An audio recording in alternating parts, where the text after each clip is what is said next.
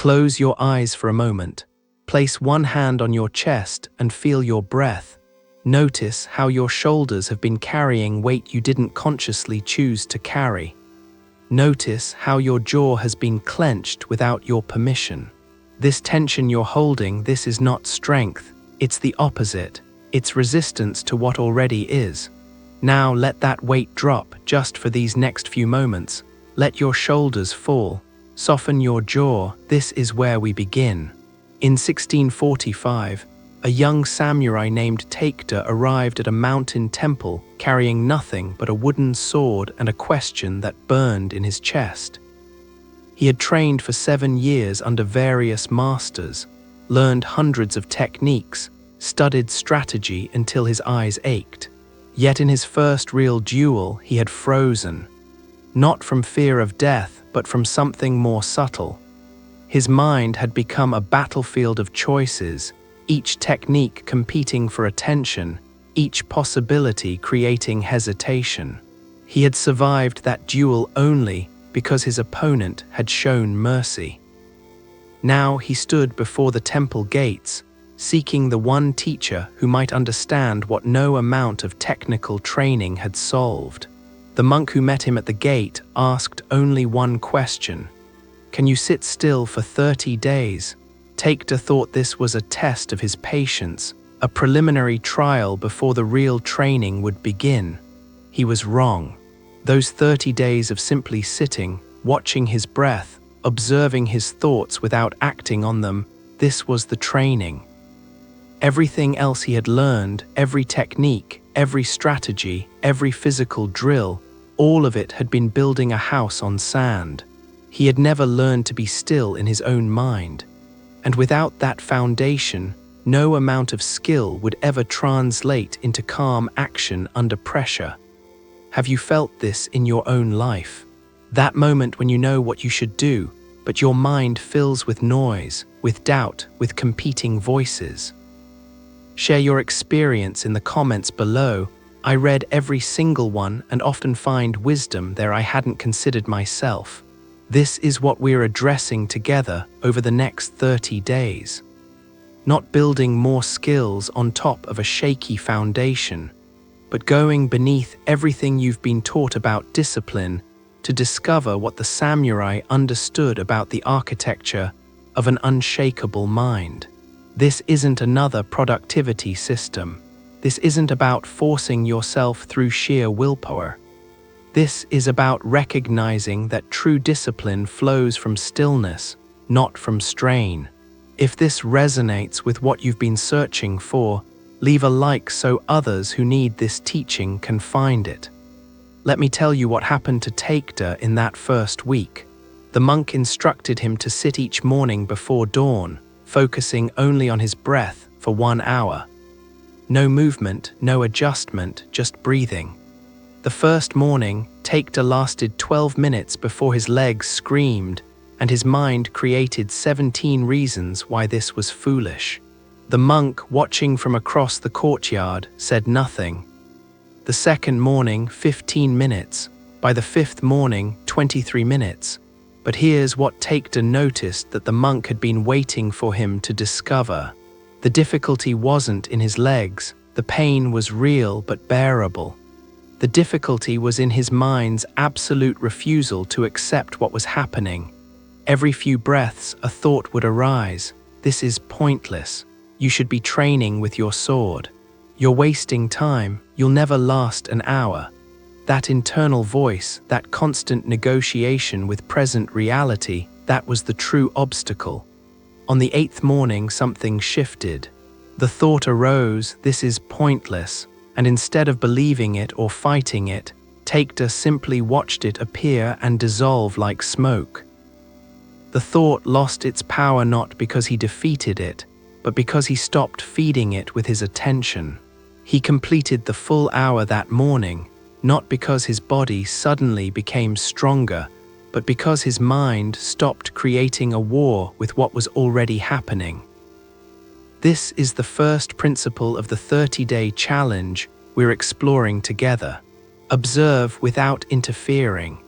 In modern terms, you might call this mindfulness or present moment awareness, but these words have been diluted by overuse. What the samurai practiced was more specific. They trained themselves to see the difference between what is actually happening and the story their mind tells about what's happening.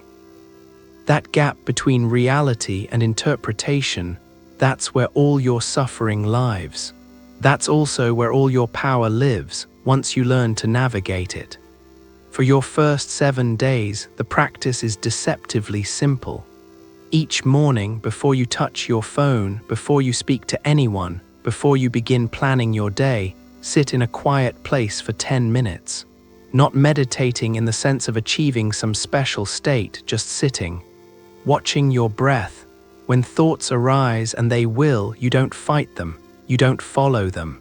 You simply notice, there's a thought about work, and you return your attention to your breath.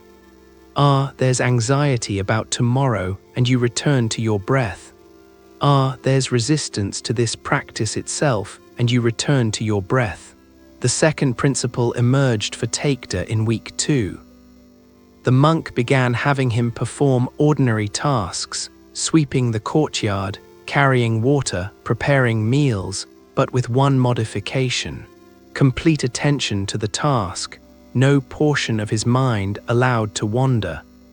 Takeda discovered this was far more difficult than sitting in meditation. His mind was trained to be somewhere other than where his body was.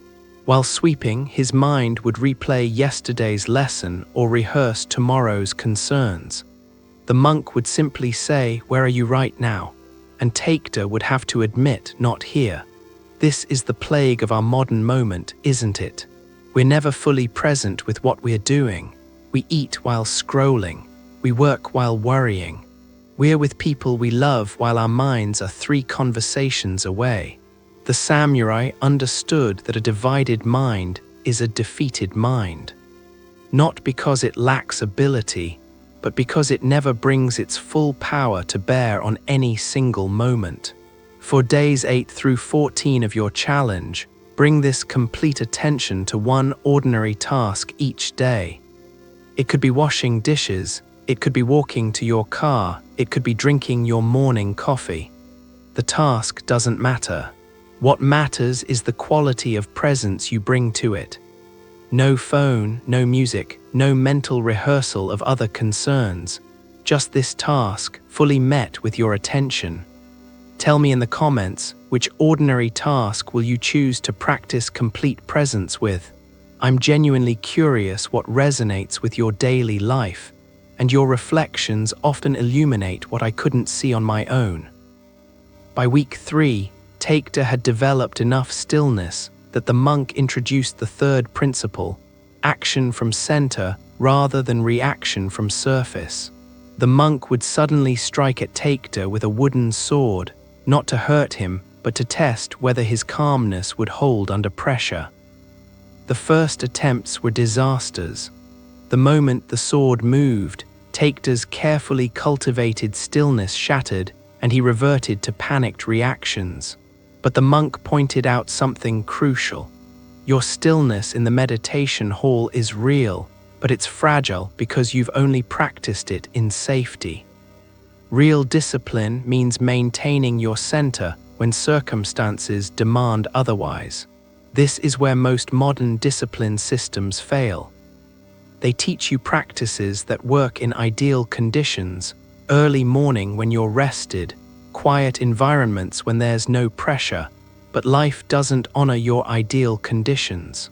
Your boss doesn't care that you need silence to focus. Your children don't pause their needs because you're trying to meditate. True mental discipline means you can access your calm center in the middle of chaos, not just when everything is already peaceful. For days 15 through 21, you're going to deliberately introduce small stressors while maintaining your practice. Set a timer for random intervals during your sitting practice and have someone interrupt you. Practice your complete attention task while someone is talking to you or while there's noise in the background. The goal isn't to block out the disruption, it's to remain anchored in your center regardless of what's happening on the surface. This is how you transform meditation from a pleasant escape into an unshakable foundation. The fourth principle came in week 4. Takeda asked the monk, "When will I be ready to return to sword training?" The monk's answer was unexpected. "You are training with the sword right now. Every moment of stillness is a sword stroke. Every moment of complete attention is a parry. Every moment of maintaining center under pressure is a victory in combat. You thought sword fighting was about the sword, but it's about the mind that holds the sword. Without mastering this mind, all your techniques are just movements borrowed from someone else. With this mind, every movement becomes your own." This is the shift that happens in the final phase of the 30-day challenge. You stop seeing discipline as something you do and start experiencing it as something you are. It's no longer effortful because you're no longer fighting yourself. For days 22 through 30, you integrate everything. Morning stillness, complete attention to one task, maintaining center under pressure, and now you add one more element. At the end of each day, spend 5 minutes reviewing, not judging, just observing. Where did I maintain presence today? Where did I lose it? What patterns am I noticing? This reflection isn't about self-criticism, it's about self-knowledge. The samurai kept detailed journals not to punish themselves for failures, but to study the architecture of their own minds. Takeda completed his 30 days and prepared to leave the temple. The monk asked him, "What have you learned?" Takeda thought carefully before answering. "I learned that I was trying to become disciplined, when the real practice is to stop being the person who needs to become disciplined." The monk nodded. "Now you're ready to pick up your sword again, but you'll find that it feels different in your hands now. Not heavier or lighter, just yours. If you found value in this teaching, consider subscribing so you can continue this exploration with me. Your engagement helps others discover this path when they're ready for it, and I appreciate your support more than you know." Let me be honest with you about what this 30-day challenge will ask of you. It will ask you to sit with discomfort without running. It will ask you to stay present when your mind wants to escape. It will ask you to observe your patterns without immediately trying to fix them. This isn't comfortable work, but here's what I've learned from walking this path myself and from everyone I've spoken with who has completed it. The discomfort of facing yourself is far less painful than the long accumulation of living disconnected from your own life. That dull ache you feel when you realize another week has passed and you can't remember most of it. That's worse than 10 minutes of sitting with your restless mind. That sense of being dragged through your days by momentum and habit rather than moving through them with intention, that's worse than the effort of maintaining presence. The samurai didn't train this way because they were special people.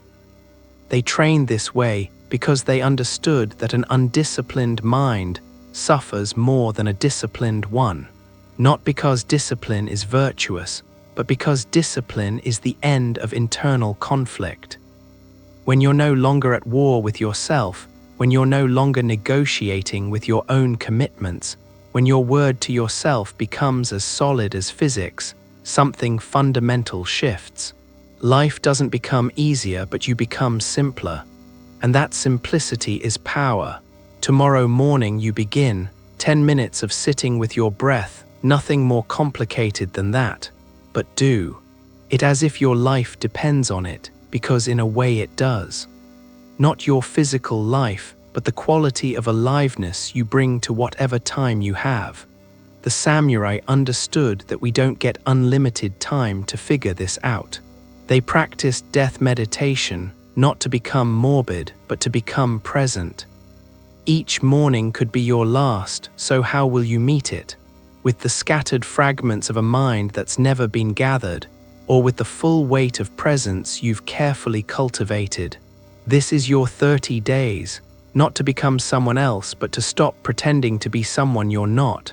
Your task is simple: sit still, pay attention, notice when you're lost and return. Do this until the one who gets lost and the one who returns are recognized as the same. That's when discipline stops being discipline and simply becomes how you are. The sword, when you pick it up again, will know the difference.